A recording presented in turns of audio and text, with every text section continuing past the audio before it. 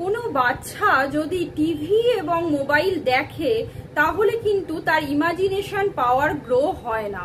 সাধারণত এই যে টিভি বা মোবাইল সে দেখছে সেটা কন্টিনিউয়াস দেখতেই থাকে, কোনো কিছু বিষয়ে তারা ভাবনা চিন্তা করে না।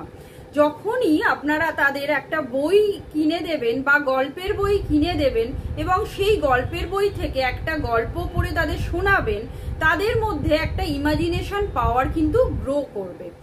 আমরা দেখুন আমাদের ক্ষেত্রে যদি একটা গল্পের বই পড়ি আমরা কিন্তু সেই গল্পটা সম্বন্ধে একটা ভাবতে পারি।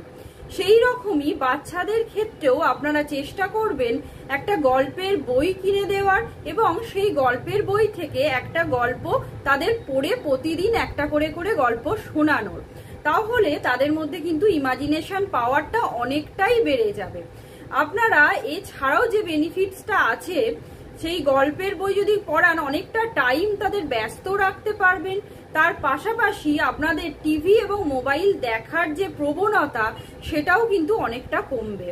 তাই চেষ্টা করবেন একটা গল্পের বই অবশ্যই বাচ্চাদের কিনে দিতে এবং বাচ্চাদের গল্প শোনাতে রেগুলারলি।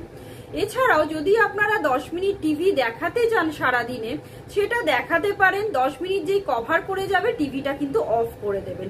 এইভাবে বাচ্চাদের রেগুলার একটা গুড হ্যাবিট তৈরি করুন। নমস্কার।